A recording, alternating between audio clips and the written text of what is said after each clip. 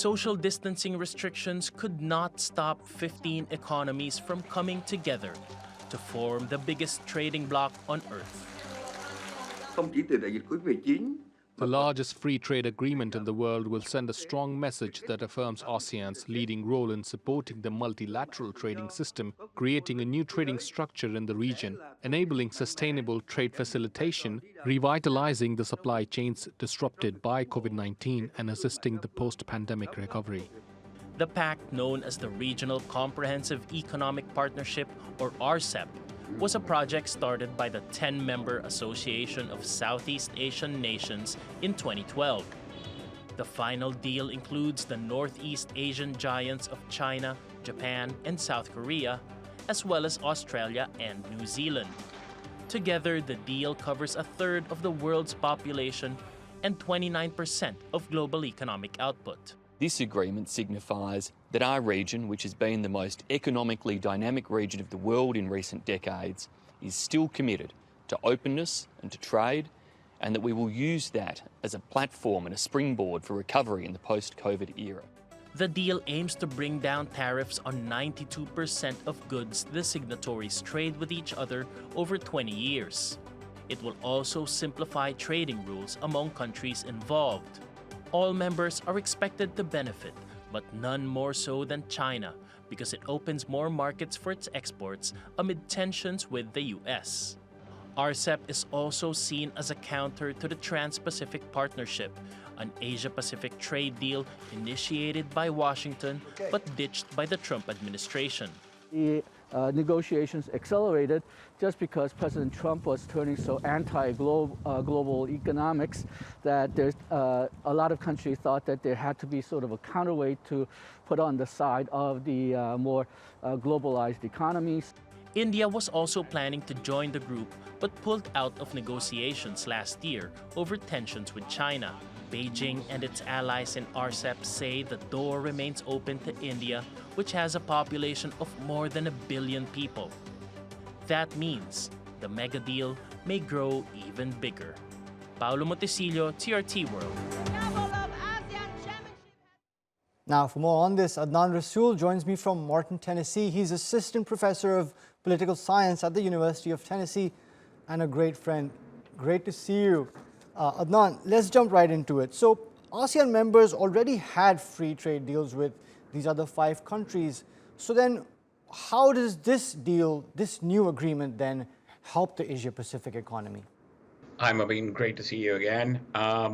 One of the biggest reasons the ASEAN region was pushing for a more comprehensive trade agreement was, while it was fairly well within ASEAN countries, the 10 members, trade has been slowing down with other parts of the world. They've been competing directly with China. They've been competing directly with India for a while now. And while China and India have been working on bilateral trade agreements with countries like the US, the Australians, the New Zealand, and the Europeans, ASEAN has been kind of left behind in this race. And what ASEAN countries had been trying to do since 2012 was come up with a comprehensive agreement, which would include ASEAN plus 3 framework, the 3 being China, Japan, and South Korea, into a more formal structure. And with this RCEP, they've come up with something which is even bigger than ASEAN plus 3 trading agreements and framework settlement, where you have Australia and New Zealand.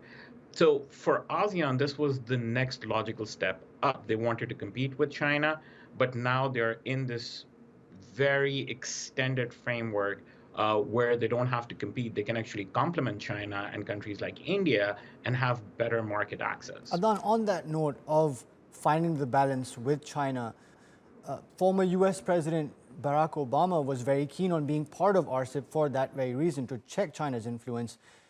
President Trump, of course, pulled out. But can we expect the incoming Biden administration to then switch gears and pick up the baton from where Obama left off, or has that ship already sailed for Washington? Mabin, that's a very good question. The problem right now is it seems like the ship has sailed for the existing treaties that are in place. So for instance, if the US wanted to get back into CPTPP, the newer version of the TPP, that ship has sailed.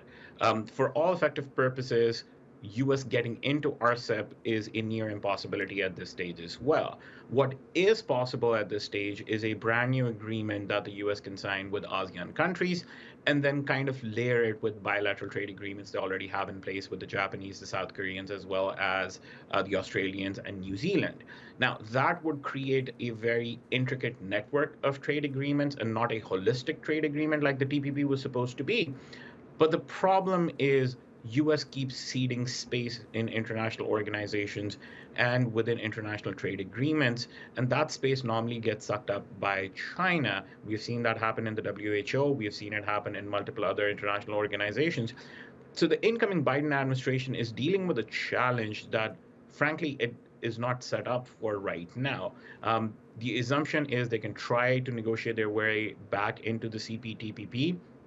That is highly unlikely given that majority of the members of the CPTPP already signed on to RCEP, and that kind of hits the influence of CPTPP directly because RCEP becomes a much bigger and better trading Adnan, agreement. on that, if I can just very quickly ask you, we've heard all news outlets saying that this is a huge boost for Beijing.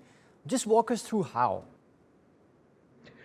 Beijing gets market access. Like, one of the biggest things that Beijing is getting out of these trading agreements is market access to countries like New Zealand, countries like Australia. Let's not forget that there is a significant minority population of ethnic Chinese in Australia. Australia has been fighting an influence war with China for the longest period of time. Secondly, China does not have access or free trade access, so to speak, to the Japanese market, to the South Korean market. It does have that access to the ASEAN nations. So for China, the win comes into effect based on the fact that they now have access to the Japanese market, tariff-free. They have access to the South Korean market that they've been negotiating for a very long period of time. And to add the cherry on top of the cake, they have access to Australia and New Zealand market that had been resisting Chinese influence within the last 5 or 10 years, given the fact of the growing minority population of Chinese within those countries, as well as China being heavy-handed with rare earth mineral companies.